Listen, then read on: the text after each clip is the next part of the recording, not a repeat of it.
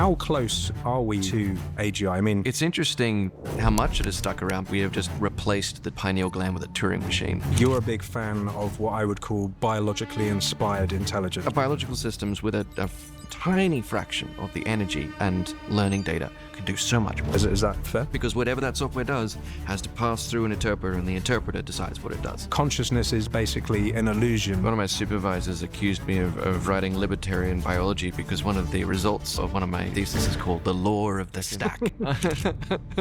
Which I like dramatic names. MLST is proud to be sponsored by Prolific. This is Enzo Blindow. Yeah, that's kind of the goal that we're working towards. So we're trying to make human data or human feedback, or actually any kind of feedback at that, we treat it as an infrastructure problem, right? We try to make it accessible, we make it cheaper. You see this pattern in almost any company, and even in academic research as well. Every academic researcher cares about the quality of their data. Let's abstract it away. Let's put a nice API around it to make it just like the same way you also do CI/CD or you do model training pipelines. We effectively democratize access to this data.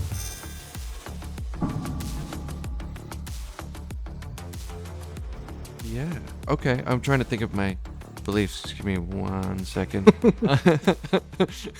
What were they Not again? entirely cognizant of it. Should I look at the camera? Should I look at you? Look at me. Okay. Yeah. My name is Michael Timothy Bennett. I am a computer scientist who has to use his middle name because there are too many Michael Bennetts in the world. I am interested in understanding AI, intelligence, life, the universe, and the nature of existence.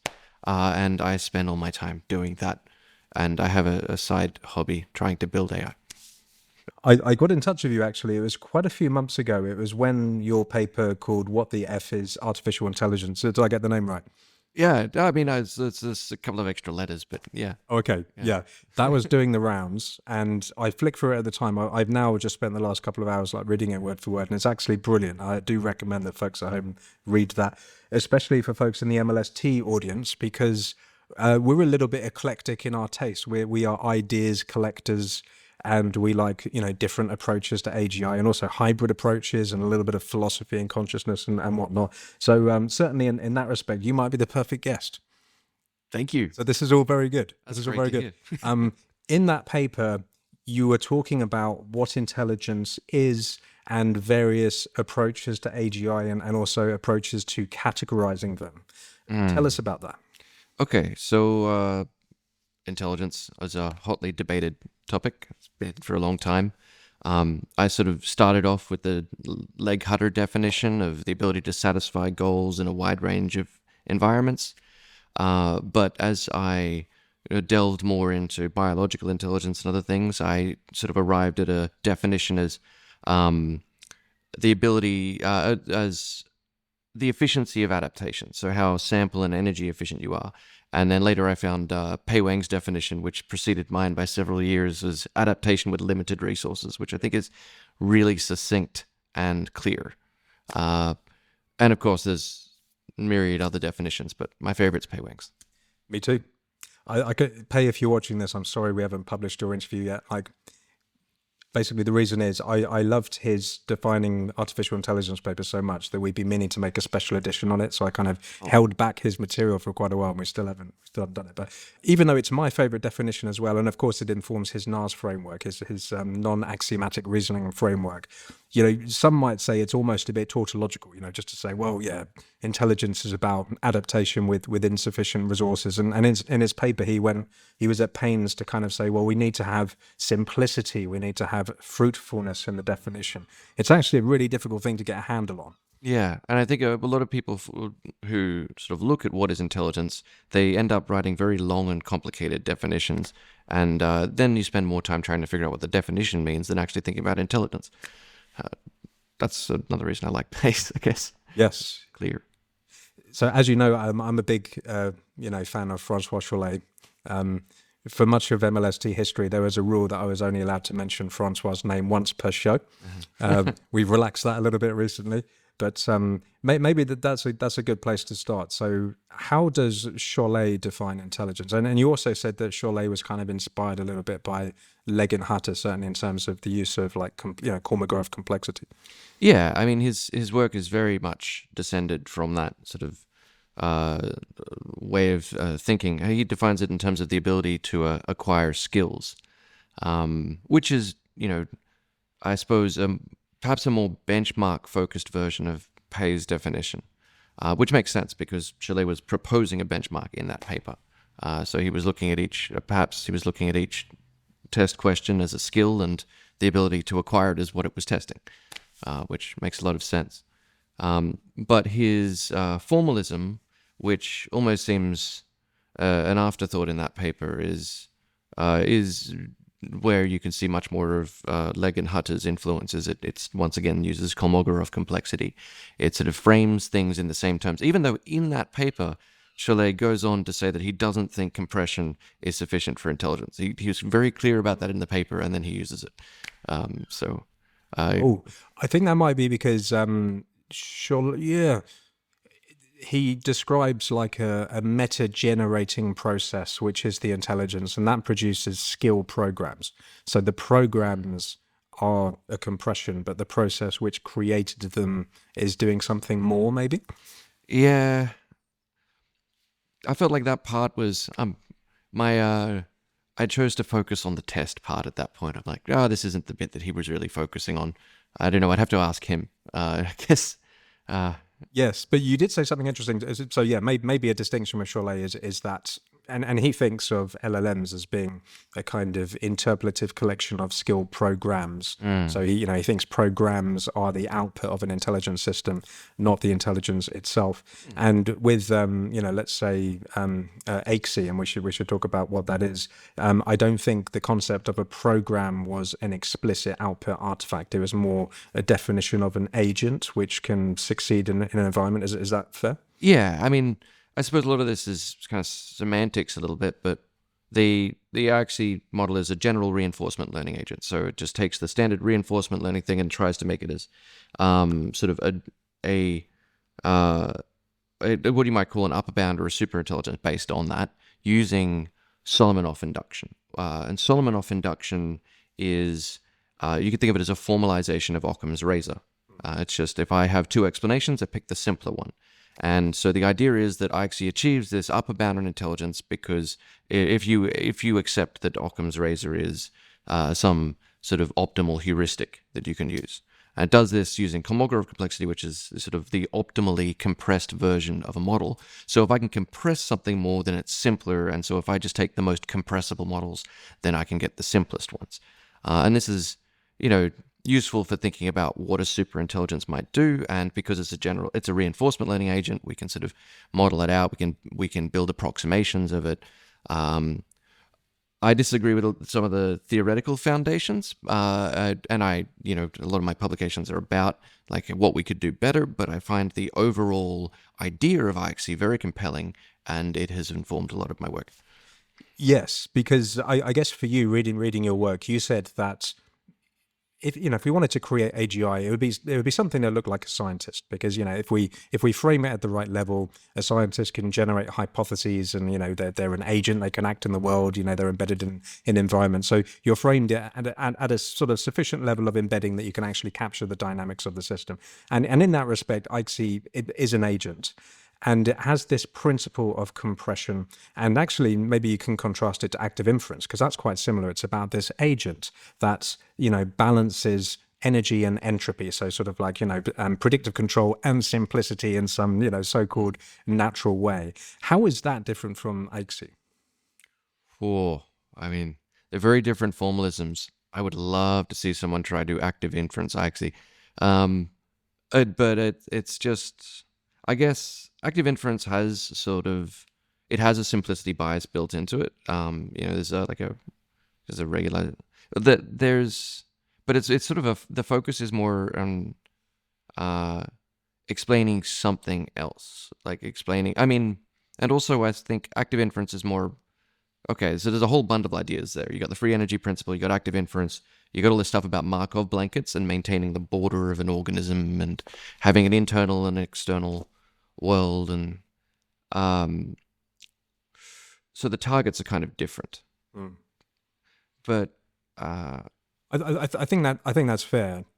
We have an agent, and the agent is doing prediction in the environment, and it can act and so on. And they are both, in some sense, AIXI and active inference, trying to produce a simple model, right? So there's this assumption or principle, if you like, that simplistic models, if they predict well, must be good. yeah. And this is a very popular, almost orthodox assumption to make, because Occam's razor does kind of work. But even as far back as 10 years ago, there were people pointing out that this assumption is based on, something like Solomonoff induction. It performs reliably within bounds based on the original assumptions. But once you put it in an interactive setting, like with AIXI, now you've got the subjective notion of complexity that the agent has, which is used for its version of simplicity, because it's sort of perceiving the world through an interpreter. In the case of AIXI, a universal Turing machine, but you could think of it as just think of it as an abstraction layer, like a language. When I say something in a language, how long it takes me to say it depends on the language I use. If I have some mimetic single-syllable word to describe a complicated concept, then the length of that concept is 1 in my language. And in sort of my subjective world, that's fine. But if I have an external world that assesses complexity, in the case of AIXI, this is sort of like looking at Leg-Hutter intelligence, which is sort of a measure of measuring the intelligence of an agent based on the complexity of the model it comes up with. It's got a different concept, a different sort of, you can make it perform arbitrarily well or arbitrarily poorly by sort of shifting the goalposts of interpretation. You can make it so that if I am to, you can essentially make simplicity completely disconnected from performance, if you like. Not that actually happens in reality. That's like, it's not so cut and dried, but it's certainly not optimal, which is, I think, what a lot of people were hoping for with the original normalization. And of course, it's so interesting that actually when you dig into this deeply, it just becomes apparent how difficult this problem actually is. Like many people might just think, oh yeah, defining intelligence, we've got that nailed ages ago. I think there was a distinction as well that certainly Legg and Hatter, they were very focused on this simplification of the model in Occam's razor.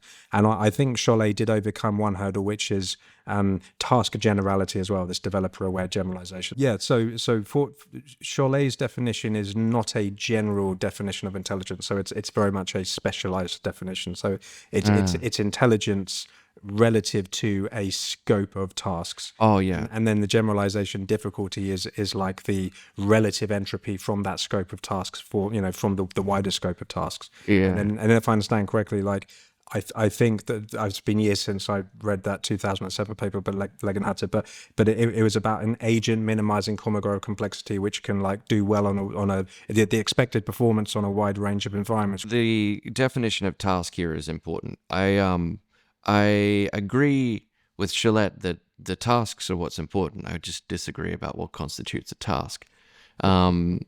So like something like Legg and Hutter's definition with the environments and the goals and the sort of, it's the reinforcement learning framework. You've got things like actions. These are all like high level abstractions that we humans use to simplify the world. Yes. And as the problem of relative complexity in an interactive setting kind of illustrates, if I use a different set of abstractions to achieve the same ends, I can make something very difficult or very easy. So if I'm trying to talk about tasks, then I need to talk about embodiment as well. I can't just rely on this idea of a software mind, because whatever the software mind does depends on the interpreter or hardware. You have to look at the system as a whole, and in cognitive science, they've got this idea of an active cognition, which is not just embodied, but in the environment as well, because if you change the environment, then the same goals change difficulty, which is kind of an idea that you can see in Legg and Hutter's definition, but it is something that needs to be formalized as part of the process of intelligence. Because if you just sort of assume you have a set of actions or assume an environment, you're kind of bypassing a lot of what intelligence needs to do to solve a task. And so it doesn't make sense to think of a computer program, you know, in an absolute sense. Programs have purpose. They are situated in a context, in a world, in an environment. And I guess more broadly, you're a big fan of what I would call biologically inspired intelligence, which is that we should create intelligence which, you know, has properties like self-organization and delegation and causal learning and all of this kind of stuff, you know, because that's much more like how it works in the real world. Yeah. So to solve the so I have had Hada very briefly as a supervisor during my master's, and then sort of continued working on that sort of thing as I progressed through my PhD. And I wanted to address this sort of subjective complexity, subjective performance thing.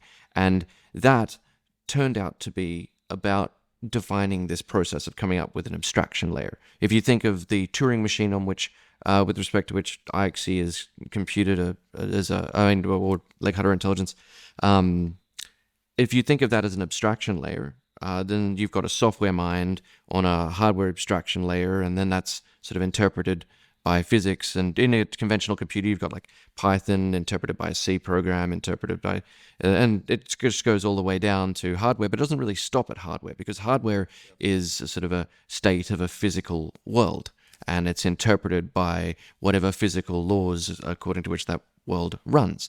And you could then say, well, our knowledge of physics is kind of incomplete, so where does the abstraction end? And if you really want to make an objective claim, or a claim about objective behavior to be more exact, you need to formalize what must be true of all abstraction layers, not just a sort of a fixed subset, assuming some basic layer that you can identify, because we're sort of all interacting with the world through our own abstraction layers anyway. So if we want to make claims that generalize to other abstraction layers, it sort of helps to have this framework. Wait, where were we at the start of this? No, that's great. That makes sense. Let's bring in the causality component, right? So in your paper, you were describing almost like single direction arrows of causality. So, you know, we have the hardware, we have, you know, like the C compiler, the interpreter, all of this kind of stuff.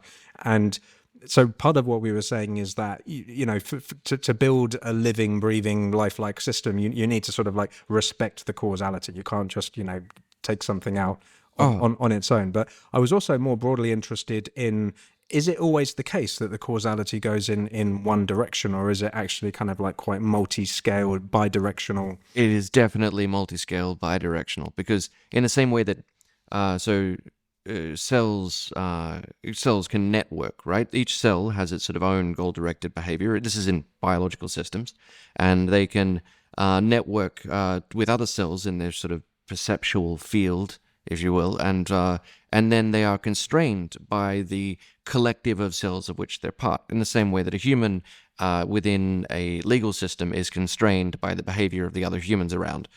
They're not going to suddenly run down the street naked. So it's, definitely there is a top-down causation, and we can see it in our own multi-scale architecture that we're a part of as a species.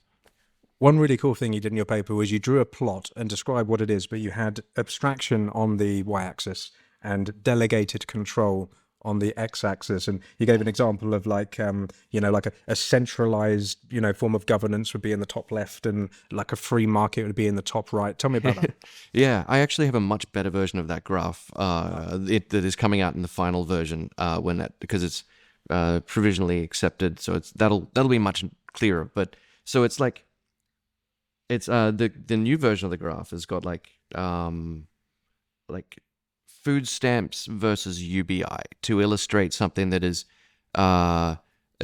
different levels of delegation of control. So these things both distribute resources to members of an entire population, but the food stamps doesn't delegate control. It only delegates some of the resources. People are very restricted in what they can do with that. And so that illustrates the difference between decentralization and delegation of control. And then you can think of every system as a stack of abstraction layers, not just so a computer is typically arranged into like this hardware, machine code, assembly, C, all this the stack.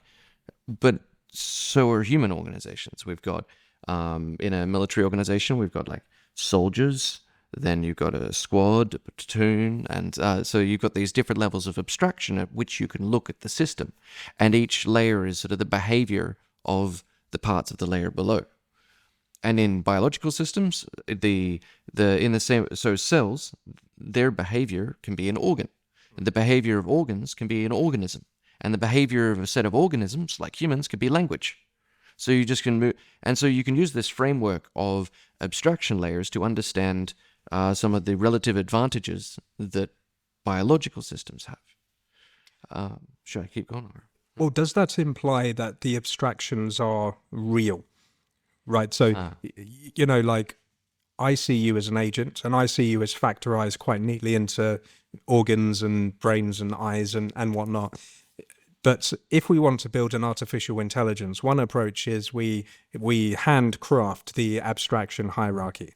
Another one is that we adaptively learn it. Yeah, and adaptively learning it is definitely the way to go, because we have learned the abstractions we have in order to, because these things are useful to us. So a chair, for example, is useful to me. It is something that is a cause of valence to me, or is a step on the way to causing some positive or negative valence. It has utility. Table, same thing. I don't have the concept of half a chair that I think about. Like, it's just not useful to me to think. I have to combine this other concept of half to even describe it. And the world is in every aspect divided into these simplifications, these classifiers. And these are, if we want to go back to talking about an intelligence that's on that builds programs, I'm building all these classifier programs for television, light, chair, you, table. Like, this is all stuff that matters to me. I don't build classifiers for things that don't matter. And so you can even tie this in with things like the Fermi paradox of like why we don't even notice something that might be classified as intelligent. Its behavior is just not relevant to anything that causes us valence, which would tie in with Mike Levin's work on mind blindness. And yeah. Very good, very good. And you spoke about the need for actually learning causal relationships between things as well. Tell me about that. Right. I started with a bit of Pearl stuff because I was reading this book of why and looking at optimal agents, of course. I was thinking, well, if it's going to be optimal, it has to learn some sort of representation of its own interventions in the world. Yeah. So that's to say that if I want to know whether, if I want to be able to get food and navigate my environment, I need to be able to tell the difference between if I'm a fly on my shoulder, for example, and the world moves around the fly. There's two reasons that could have happened. Either my shoulder moved or the fly moved. Fly needs to know which, or it's going to get squished. Same with humans. Same with in insects all the way up. This is, others have already suggested this is sort of important to the notion of subjective experience because you need a subject to have experience, right? You need to have an I to know that I did something. So I started looking into how you would how you would construct that as a self-organizing system. And this came into this alternative to simplicity that I was working on for like optimal learning. I call weak policy optimization or weak constraints, or even after feeling particularly cocky, called it Bennett's razor. That one hasn't caught on, but I'm working on it. Well, you never know. Maybe. Yeah. Yes, if anyone... well. Bennett's razor, everyone. So we can get this. So the point was, if we can define an optimal agent that learns optimally, it must construct this sort of representation of itself, sort of I call it a causal identity for self. It's like I have an identity that I associate with the causal effects of my actions. But it's also like, if I don't start off with a world divided into objects, then I would also do that for other things, like a chair, a television. And it wouldn't just be a passive classifier in the sense of like that we tend to think of things as value neutral because it's simple. But these are things that are not value neutral if you have a system that is sort of impelled by sort of attraction and repulsion from the ground up, right? It's not like it's going through an interpreter and having valence attached after the fact. It is, in the case of like a biological organism, a network of cells, each of which are being attracted and repelled. Each collective of cells within that is sort of being pushed and pulled by attractive and repulsive forces, and the organism as a whole is being attracted and repelled. So you can think of this as sort of a tapestry of valence. It's developing representations and classifiers of the world, not just of itself, but of other objects. And all of these objects would be sort of the causes of that valence. So, or in some way causally relevant to what causes valence. So there was scale maxing, which is the San Francisco thing. Yeah. And then there's a simp maxing, which let's make it simple. Yeah. So like AIXI would be an example of that. Yeah. And then there was the W maxing, and W I think means world. Well, it meant weakness, but I just thought it was funny because it was like win maxing. But Oh, interesting. What was the interest? Because you were talking about things like an active cognition, where we have like we consider the whole environment and everything. Is that roughly? yeah, so it's like if AIXI is a sort of dualist approach, and when I say dualist, right, I'm referring to like for anyone who's unfamiliar, there's Cartesian dualism is the idea that you have mental substance and physical substance, and he was trying to come up in the 16th century with an explanation of the mind that conformed to church doctrine. And so he said that you had mental substance, which are all our thoughts and things, interacts with the physical substance of the world through the pineal gland and the animal spirits around the pineal gland. It sort of, bumps it, and then it bumps us, and then we act.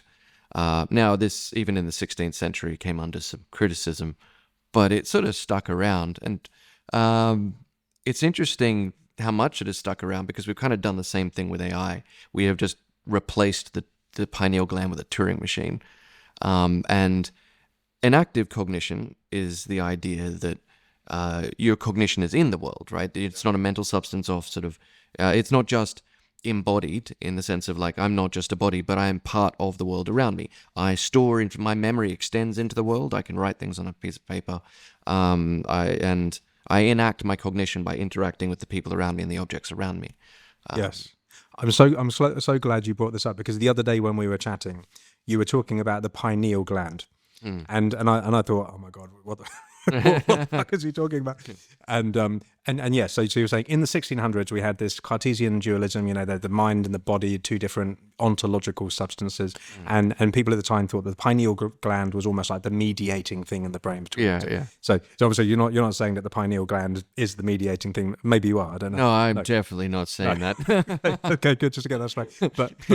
But the very interesting analogy is that you're saying that there is this thing called computational dualism, and I want to press on this a little bit, because I don't know, are you saying that any form of functionalism or computationalism is computational dualism, or are you saying this use of a Turing machine in some formalisms is computational dualism? I'm saying I use computational dualism more to poke fun at the idea of defining just a software intelligence, because if we just have software by itself and we don't say anything about the hardware, then it can't really be intelligence if intelligence is measured in terms of performance in the environment.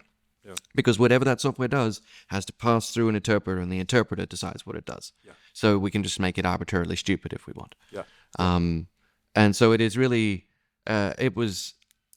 I used that term, computational dualism, as almost like a rolled up newspaper to whack people on the nose, because I was getting frustrated with repeating myself.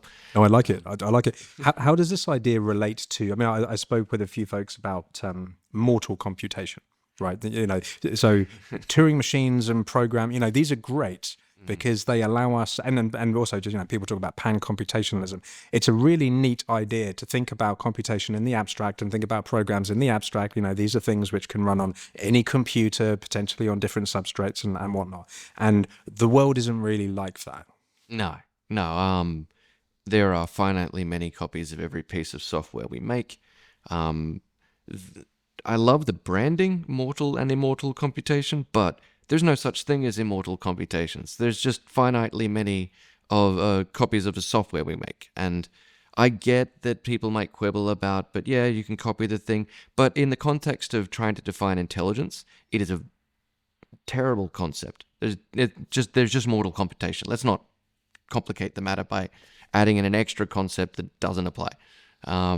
Yes. Yeah. Yeah. And then just to help folks understand, so mortal computation is that the stuff is the computation. There's like no meaningful disconnection between like the program and the stuff which does it. I've seen a few people give different interpretations of it. The best is probably that of Orobia and Friston, where they talk about... Oh, yes, I interviewed him, by the way, Alex. Oh, right, Yes, cool. yes, cool guy. Yeah, so they've got quite a rigorous definition that extends over several pages. The most common definition I've seen is the internet version, which is just people going, it's immortal. But I think it was first... The term was used as sort of an afterthought by Hinton at the end of a paper that was mostly about feed-forward neural networks.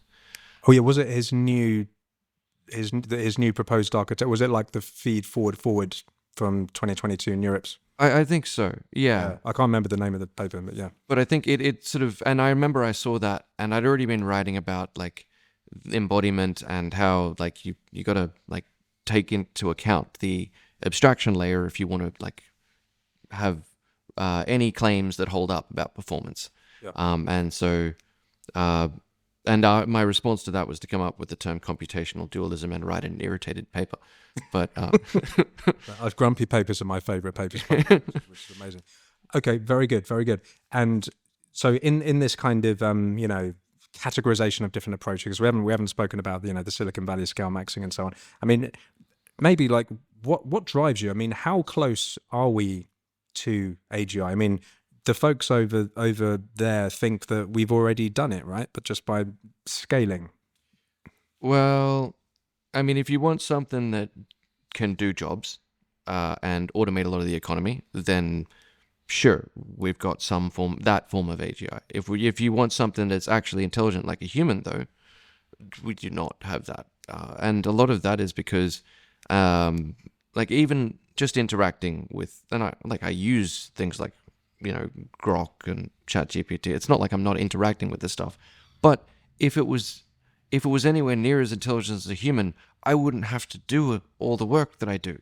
I would be able to offload a lot of. It's not sample efficient. I know there's claims about the ARC test, but just interacting with these agents, you can see that it's not really sample efficient.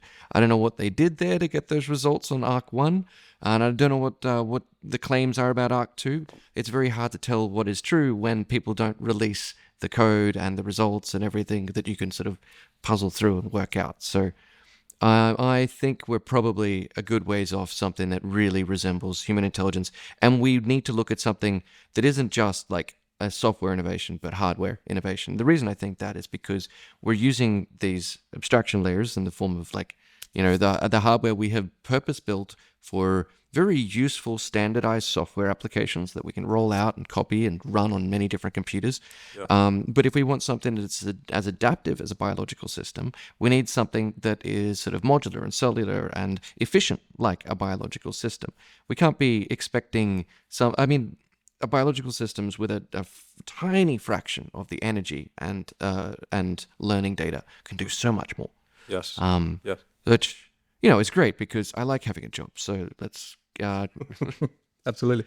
By the way, hot off the press, did you hear that Elon released Grok 4? Yeah. I don't know who's released it, but Greg, from ArcPrize, he posted this morning. Yeah. Greg's a good guy. And apparently it's scored about 16%, which is SOTA. Even because my friends at TUFA, like Mohammed and Jack, I think they're around 15.5% at the moment. So yeah, Grok 4 is now in the lead. I mean, how do you interpret that? Do you think it's just sort of like dint of memorization, or? I don't know. I mean, I'll have to interact with it, right? Maybe it'll be really impressive. Maybe it'll, but I suppose the proof's in the pudding. Like if this starts to do a bunch of really useful jobs across the economy, then we can say with certainty that we're closer to it. But these benchmarks, even like, and the ARC AGI benchmark is a great benchmark, right? I've been looking at that my whole PhD. It's great, but it's not perfect. And even Gillette would not claim it to be perfect. Yeah. And 16% is a great result. but I want to see if it can add long numbers. That would be a good start. Yeah, I don't know. That's my usual thing. I sort of, oh, it's a new toy. Let's see if it can add long numbers, and it almost always can't. It's just Well, I mean, devil's advocate. Yeah, no one's going to argue with you if you say vanilla LLMs are, basically databases. No one's going to argue with you, right? But you can add tools to them. I mean, so you were starting to talk in your paper about there are some very interesting hybrid approaches. So obviously on the LLM side, you add tools, and there's an interesting discussion to be had there. Whether you train them with stochastic gradient descent, they use tools. What can they do? But you're also talking about some other interesting, like there's the non-axiomatic reasoning system from Pei, and there's the Hyperon system from Ben Goertzel. And my honest I don't know much about those systems, but honestly, when you were describing them, it seemed a little bit like they were everything but the kitchen sink. So they're like, they can do a bit of Bayesian inference over here, and they can do some neural networks over there. And I mean, that could work, but what's your assessment? Yeah. So, should I go around? Should I go over that tool? Oh yeah. Just sort of weave a path. So I sort of said they're taking the inspiration from Sutton's Bitter Lesson, where he talked about sort of search and learning.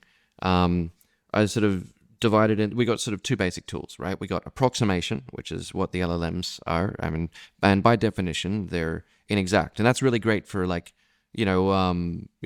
trawling through large amounts of data and coping with noisy data, because it's an approximation. You can do a lot with that, and then with the computational resources we have, approximation works beautifully. And then you've got search, which is iterating through a flow diagram or something like that. And that is great for precision or things like navigation on your phone. And when you combine these things, you get something like AlphaGo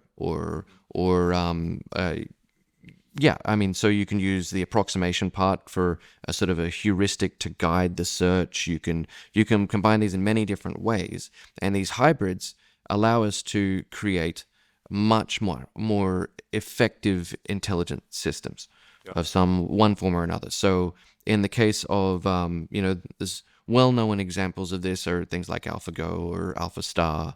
But there's also, the sort of more comprehensive architectures that are meant to kind of emulate the versatility of a human mind. So something like NAS is a system that sort of you can integrate many different components, and I've seen some of the experiments involving NAS and LLMs that were at the 2023 AGI conference, and Hyperon is an inherently modular system that is just meant to allow you to sort of plug and play lots of lots of different modules, and it's meant to be decentralized and adaptable, so you can plug all these things in as they develop. And yeah, that is definitely it can include the kitchen sink if you want to plug that in. But I guess I think it was it was more Hyperon. I was thinking about the kitchen sink. Pei's one, maybe you'd do a better job than me at this, but roughly speaking, it's about building up a whole bunch of reasoning about something which I don't know much about, and then adapting and modifying it over time until which I can make deductions and inferences about things. And I remember there was some stuff with time constraints in there, so if it got stuck on something, it would move on, and it would rank things by... It would take into account the resources it had, so in practice, it would actually be quite useful. You can put it on a little robot, have the little robot run around the room and do stuff. Yes, yes. Which is cool. And they seem to every year come up with better and better benchmarks for results, but it doesn't seem to get much attention in the sort of mainstream machine learning space. Yeah, what do you think about benchmarks, by the way? Because Grok, I actually interviewed the guy who created Humanities Last Exam the other day, Dan Hendricks, and I think it was at 26%. Today with Grok 4, it's about 46%. What is the point of benchmarks if they're so easily saturated? Great marketing. I mean, it's like we love measuring sticks. It's nice to have measuring sticks. It lets us know that we're progressing in a direction, whatever direction we point the stick in, I guess. But humans are adaptive. If we set up a measuring stick and it's less than perfect, we will find a way to exploit that. Yeah. I think this isn't necessarily a bad thing. It's just that I think people should interpret benchmarks as what they are, which is measuring sticks. Yes. Talk to me about consciousness. Okay. Well, that whole spiel about AIXI and abstraction layers kind of led me down a very long and winding rabbit hole with the abstraction layers thing, because after doing that, I mentioned before the idea of coming up with a causal representation of the self, and this idea of tapestries of valence. And if you keep scaling up the ability to sort of learn these causal causes of valence, then you don't just get like a sort of a do operator for the self, or a representation of the self, which others have already. Oh, actually, I should start there. That self thing. When I was looking at that in the original paper, I put that in, I sort of thought, well, if you've got this self and it is sort of is inherently valenced, and it's sort of made up of sensory motor activity, then wouldn't that be the sort of the basis for subjective experience and explain something of consciousness? So I put that in the paper, and people liked it, and I thought, this consciousness thing is great. I'm going to keep doing this. I like this, and people aren't laughing at me.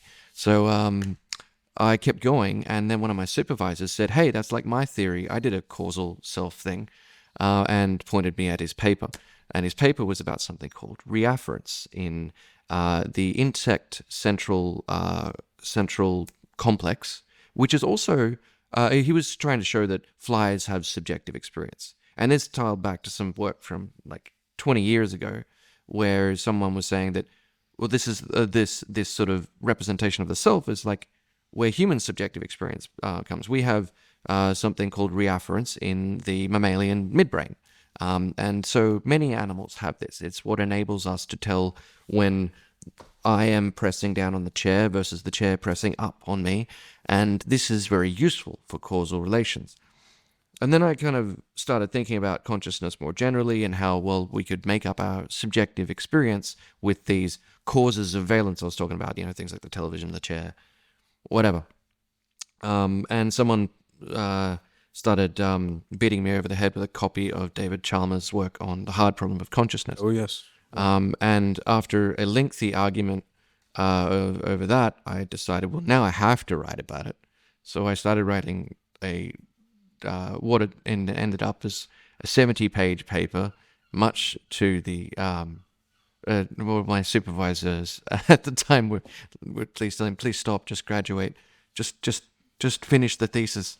But I kept writing this, and then it got cut down to some much shorter paper. I ended up bringing on one of my supervisors as a collaborator, found another new supervisor who was sort of expert in consciousness to come on and help me finish that, and talked about the hard problem of consciousness. And I proposed to solve it by showing that what's called a philosophical zombie is impossible in every conceivable world.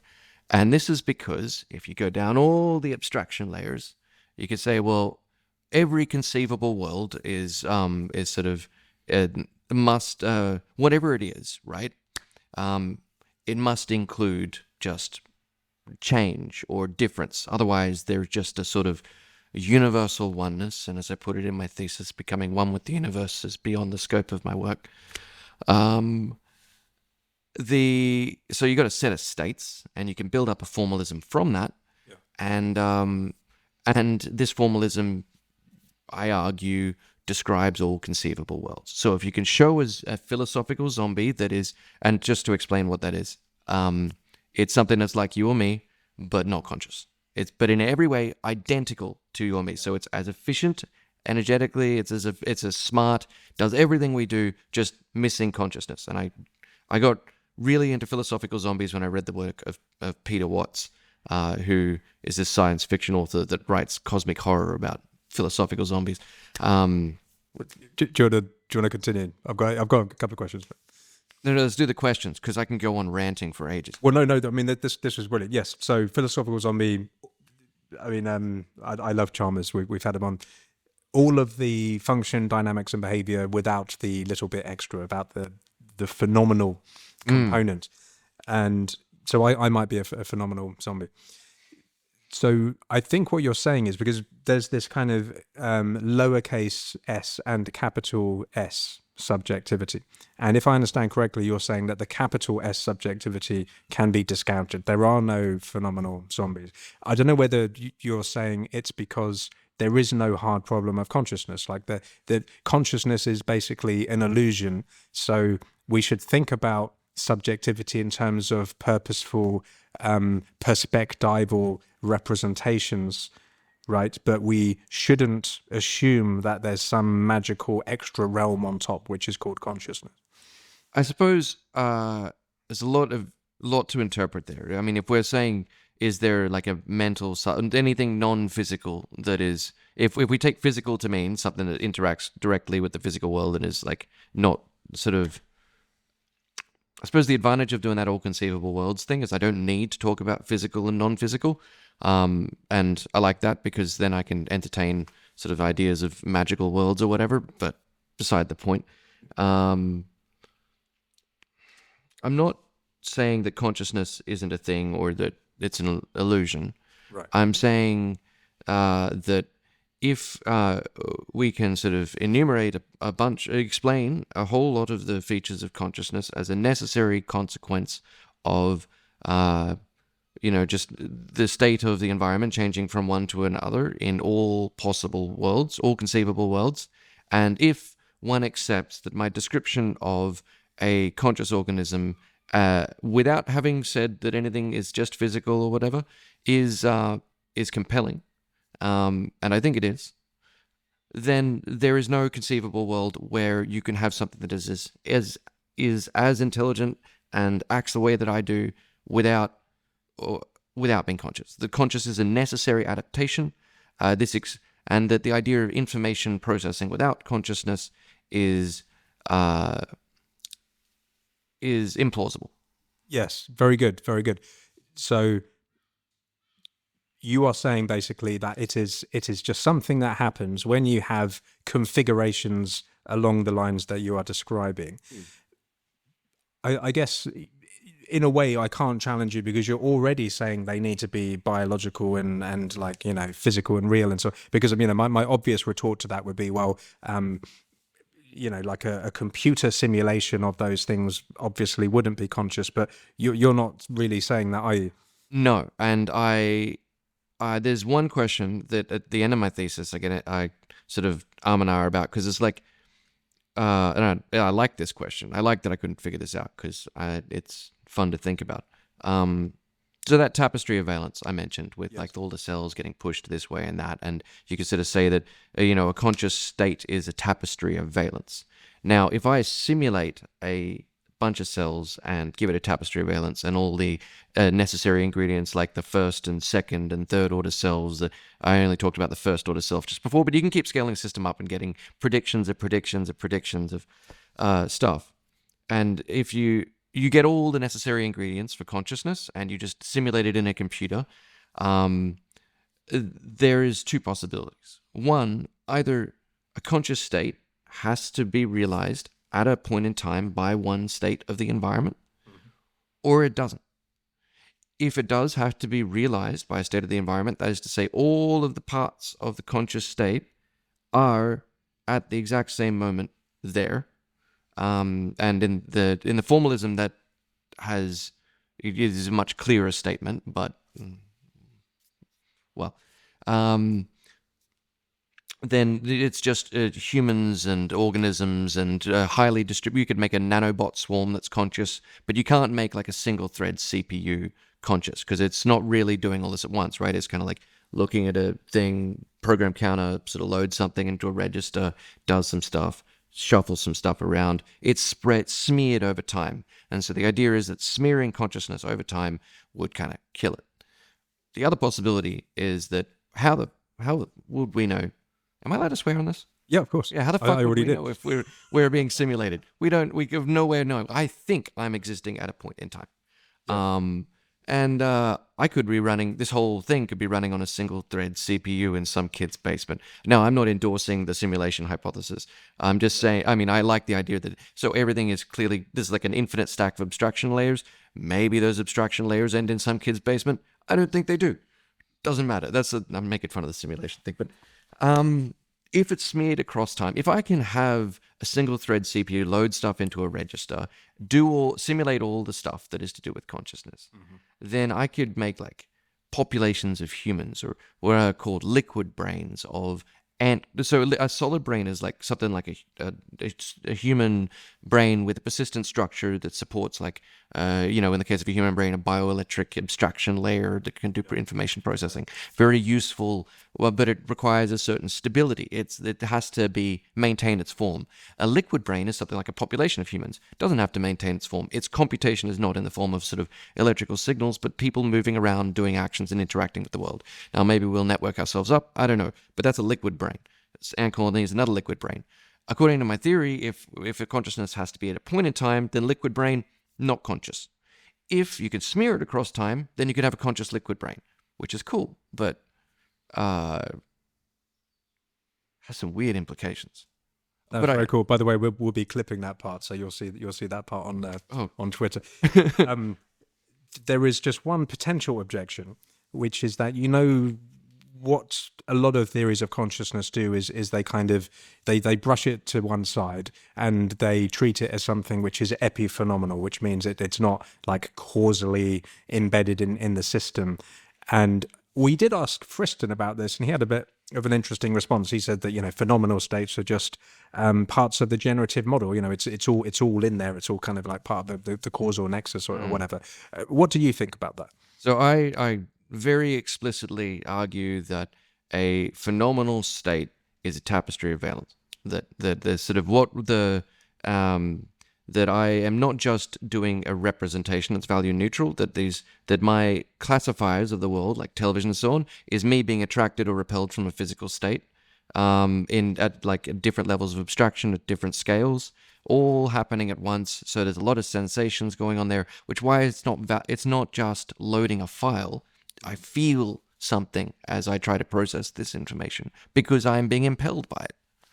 But isn't consciousness something immaterial, something unobservable? So for me, it makes sense to say that it's a correlate of something physical in your modeling, but it has to be kind of somewhere else outside of the system.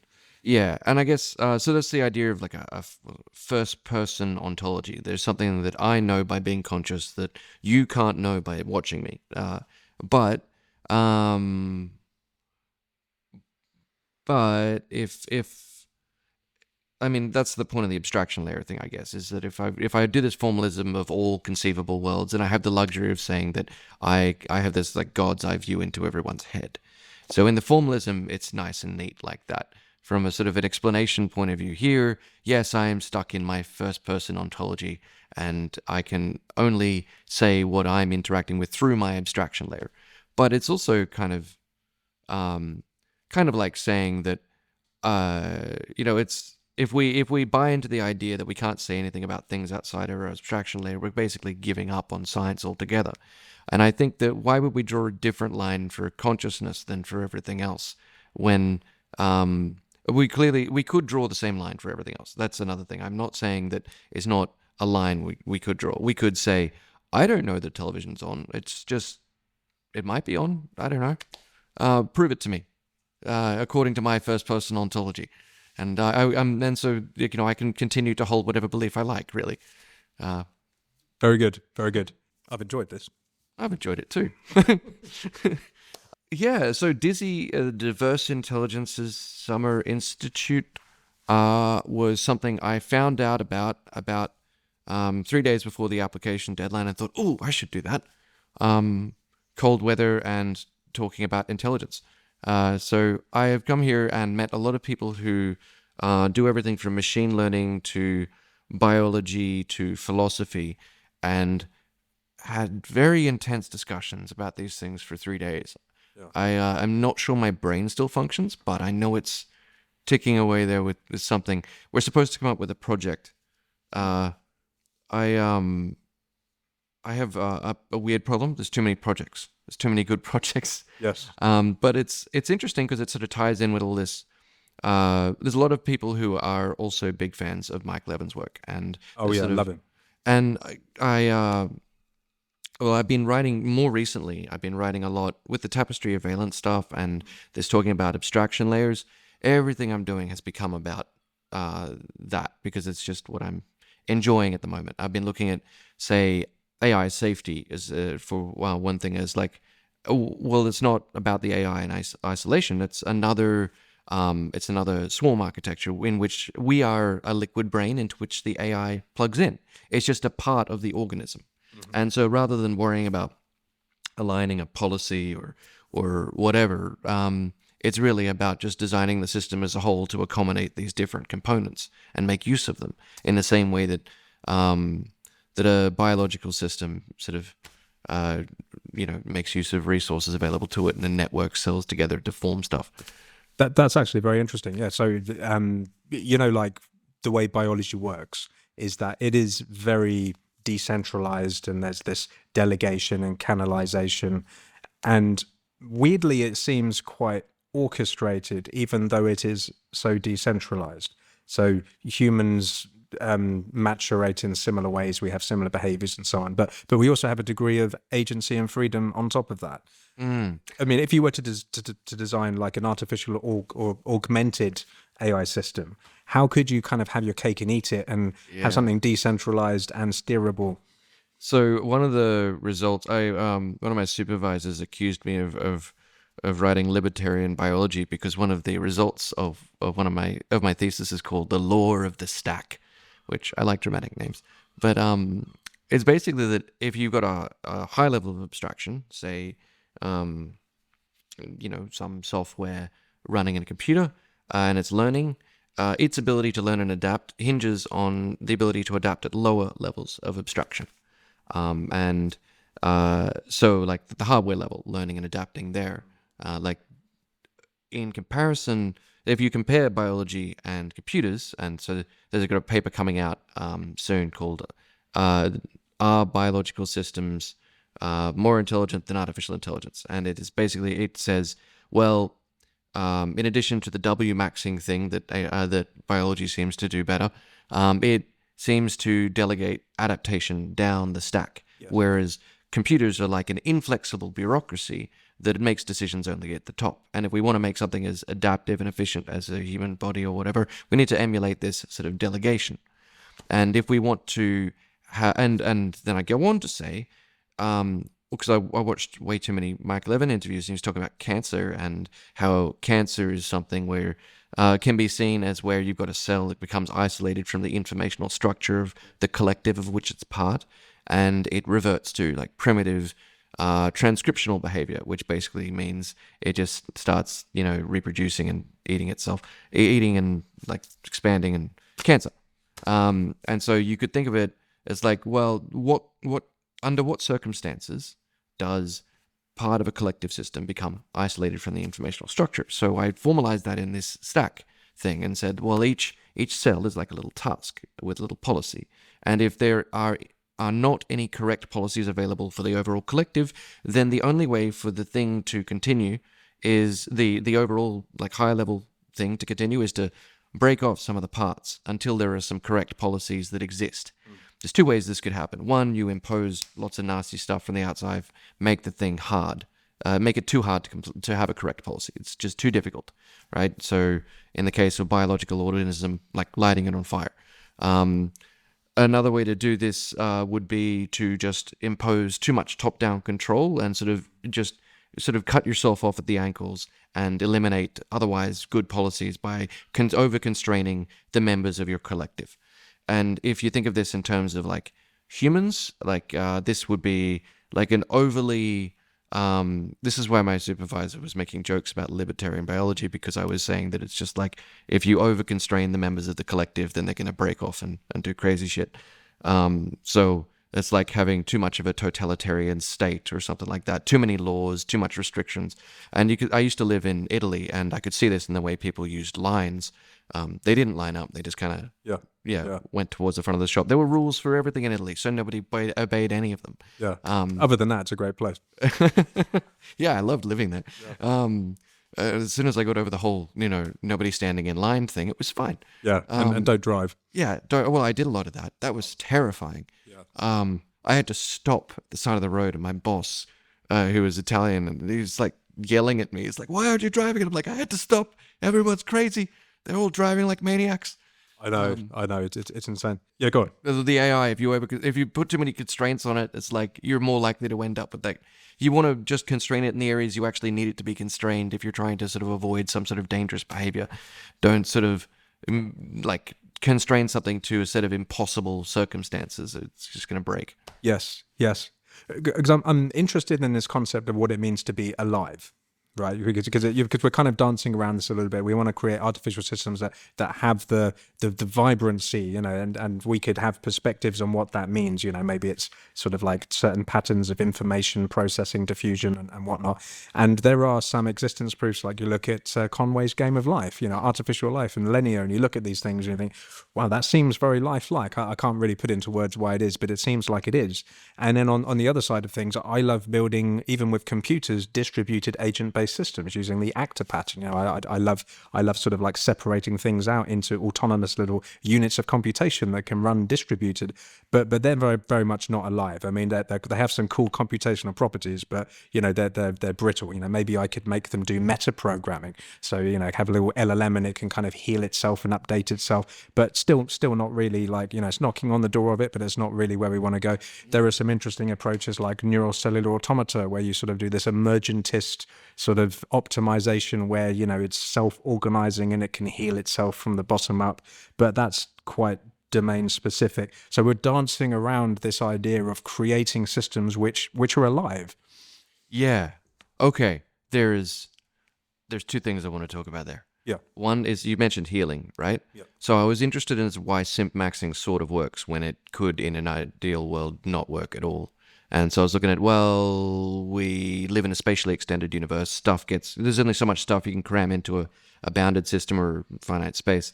And so if I want my system to, say I've got, you know, a biological system made of just coming up with abstraction layers to process information, then as it delegates control in order to make efficient use of space, it's going to make weaker constraints take simple forms. And so if you delegate as much as you can, you're generally going to get simp maxing correlating with W maxing as you sort of scale things up and do this. So this means it's something that maintains homeostasis, like a self-repairing organism, is going to need to delegate control a lot in order to do this. And so self-repair and being alive almost requires this kind of combination of simp maxing and W maxing. And I was thinking about this because I wanted to know why things are alive, and I figured this would be a fun side gig with my thesis. So I am waiting for examiner feedback on this, but I thought, well, a rock is something that simp maxes and just kind of persists through simp maxing, as in, by just simp maxing, as the universe sort of transitions from one state to another, it's going to destroy some objects and preserve others. And if something is simple, why would it persist? Well, it would persist because something that's simple is more likely to sort of stumble into a kind of a sort of a weak constraint, because there is this sort of basic correlation thing we've got going on. And so rocks and lots of objects like that in the universe persist by being simple. Yep. But then if you take something that self-repairs, it's doing the opposite. It is becoming more complex than the same thing if it didn't self-repair. It is increased complexity and massively increased its ability, its sort of ability to embody weak constraints.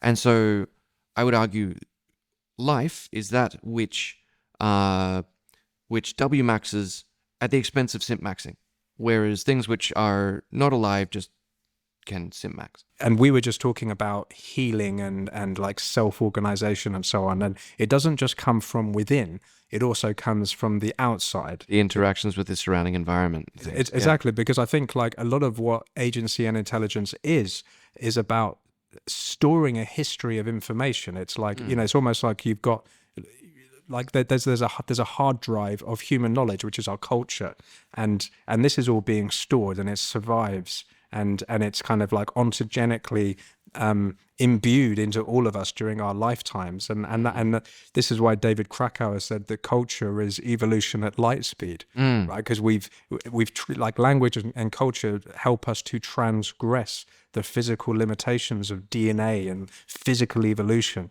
So there are just many different ways of thinking about how this like machine works.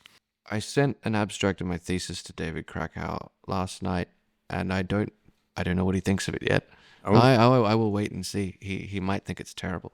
But I think he would be honest with you if it was. yeah. But I think these ideas are compatible. I mean, I don't know. With the start of my PhD, I sort of saw the free energy principle, thought, what is this? I don't know about this. And then I read more and more, and I'm like, oh, okay, I can come around to it. Now I like it. So, so maybe there's something I've missed, but I feel pretty confident in this. And just to be clear, the life is W maxing without simp maxing thing is not something that has gone through peer review yet. I have submitted it for peer review, and we'll wait and see what sort of hate mail I get in return. But it's definitely something I would want to run past Tristan if I get the opportunity in the future, and hear what he thinks of it. Yeah. Very cool, very cool. Well, Michael, what I will say is you should join our Discord server. All right. I think the folks would love it if maybe one Friday afternoon we all got together and shoot the shit for a little while. I'd love that. Yeah, that sounds great. You'd have a lot of fans on there. Michael, this has been amazing. Thank you so much. Thanks so much for having me on. Awesome.